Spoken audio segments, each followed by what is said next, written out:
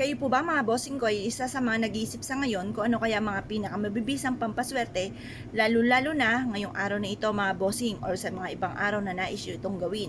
Proven po ito mga bossing. Ito po mga bossing ko isa rin sa mga paborito ko na pampaswerte. Di ba nagluluto rin naman tayo ng munggo mga bossing. Masasabi ko lamang mas mainam kung mag stack na kayo ng ganito at nakalagay sa bote, tapos parang pan-display nyo lang mga bossing ko sa kusina ninyo. Pero sambaga, iluluto nyo rin po ito kapag po biyernes, di ba biyernes tayo lagi nagluluto nito. Ngayon po mga bossing, ang munggo ay bilog, inihalin tulad ito sa barya. Ang munggo ay dilaw, dilaw ay for abundance, tapos ang munggo ay green, green is for money at for kalusugan.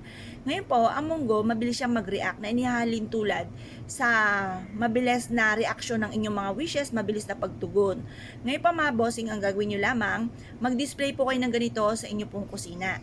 Or kaya po, kumuha kayo mga bossing ko ng tissue at pagkatapos, basahin nyo yung tissue, maglagay ka ng 7 or 5 na munggo sa tissue.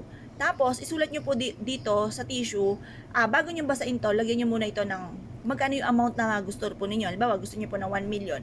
1 million, magkakaroon ako ng 1 million. Tapos, basahin nyo po siya. Tapos, lagyan ng 7 or kaya po ay 8 na munggo. Pagkatapos, mag-wish po kayo sa may silangan. Sabihin nyo po, magkakaroon ako ngayong taon nito ng 1 million. Magkakaroon ako ng maraming pera. Ganun po mga bossing, bukod sa sipag at syaga, double time sa pagkayod, ngayong taon na ito, ako ay yayaman. Ganun po ang inyo pong pag-wish, direct to the point, at naniniwala ka sa inyo pong puso't isipan na magkakatotoo lahat ang inyo pong mga kahilingan mga bossing. Positive ka lamang, kiniklaim ko na ang swerte, tapos tupiin nyo po ito pong ating pong tissue na basa na meron pong wishes at meron pong munggo.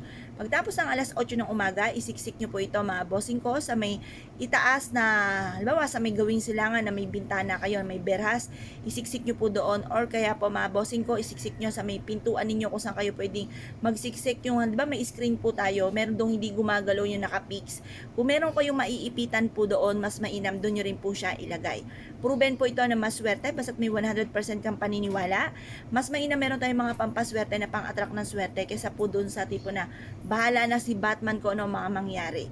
Ngayon pa mga bossing, kung kayo pinaniniwala, subukan nyo po itong gawin. Tapos i-mindset nyo na magkakatotoo lahat ang mga wishes po ninyo. Tapos sabayan palalo ng sipag at syaga, pagiging positibo sa buhay, huwag kang makakalimot magdasal, mag-wish ka kung ano may mga pinapangarap ninyo. Harap po kayo sa may silangan, magtapon ng mga kamalasan, kagaya ng lagi ko po i-share sa inyo sa umaga. Pagkatapos mga bossing ko, yun, kung may mga pagsubok ang pinagdadaanan, ipagdadasal nyo lang ito at huwag nyong isipin ng isipin.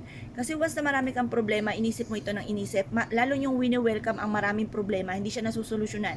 Bagkos ay maaari pang mauwi sa depression at dumami ng dumami ang problema nyo at magkaroon pa kayo ng karamdaman. Kaya kailangan positive ka lamang mga bossing. Tapos subukan nyo po ito, proven po ito na maswerte. Pag gagawa ka ng mga pampaswerte, isisikreto nyo po, huwag nyo po ito ipagsasabi kahit kanino kasi nakokontra po siya. Kailangan po sikreto lamang. Tapos pwede nyo siyang i-share kapag kayo sinuwerte na, natapos na sinuwerte na kayo, nakamit nyo na yung tagumpay po ninyo. Or kaya i-share nyo po yung ating pong video mga bossing, upang sa ganoon kapag napanood nila ito na bawal palang i-share, alam na po nila po yun, kaya tahimik na lang po sila. Tapos gawin nyo na po ito kung ano po yung sinasabi ng inyong kalooban, lumarga po kayo. Pero kung kayo may alinlangan ay inyong gawin, huwag nyo po susubukan gawin mga bossing. Kaya kung kayo pinaniwala at nais nyo po itong gawin, ay siya mga bossing, good luck po sa inyo po lahat.